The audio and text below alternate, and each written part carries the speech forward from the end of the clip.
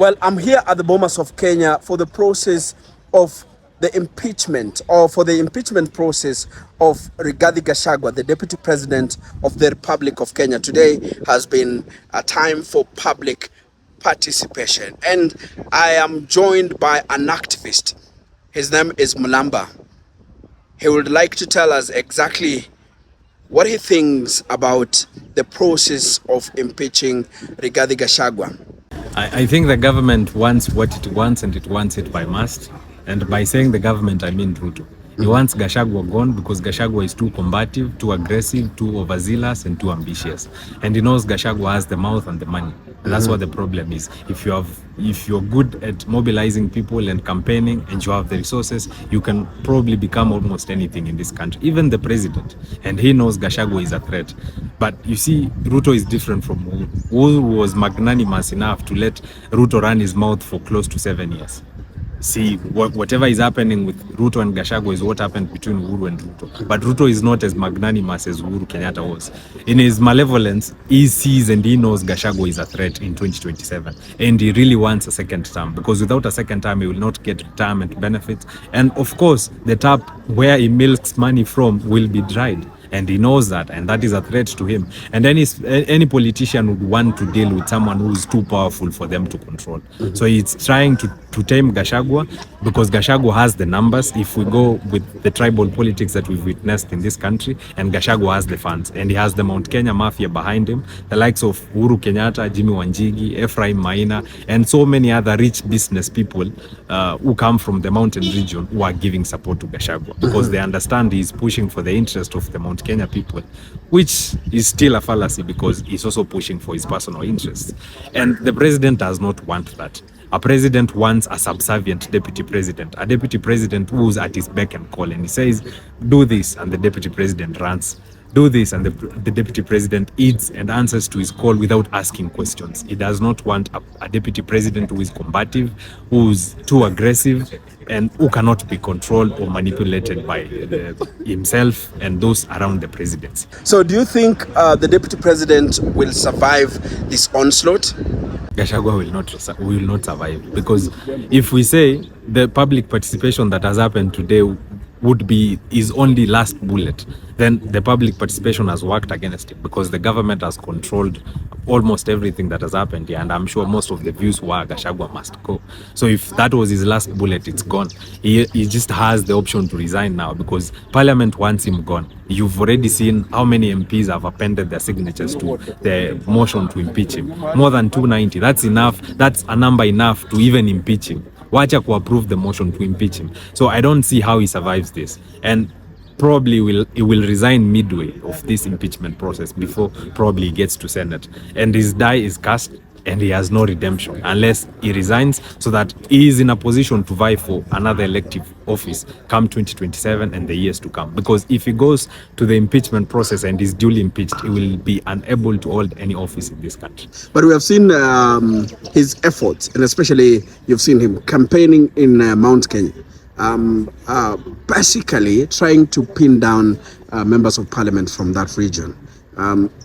Some say it seems like it's working, because we have seen quite a number of MPs, like 4 or 5 from that region, who have rescinded their earlier stand on this impeachment process.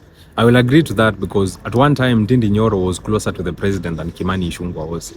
But now it seems the roles are reversing, and now Nyoro is distancing himself from the president, and he understands what the people from where he comes from are saying. They're saying, you are fighting our own, you're fighting our son, and he is our flag bearer as it is. Saa hii yeye ndio anaongelea the mountain. So when you fight him, you are in a way fighting us and fighting the benefits that comes to us, because if we go by the tribal politics, it appears if mtu wetu is there, then mtu wetu is fighting for our interests. So even at one point, William Ruto, the current president, had few MPs backing him back in 2018.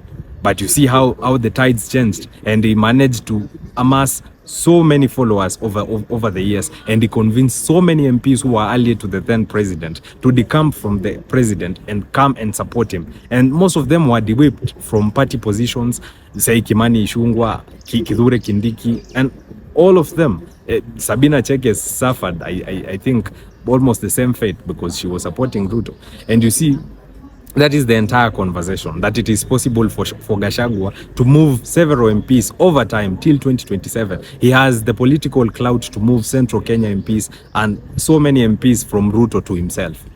If he has the resources, he has the goodwill, and he has the time, he can move these MPs from the president to himself. I know, and I've heard you say that Rigathi Gachagua will not survive.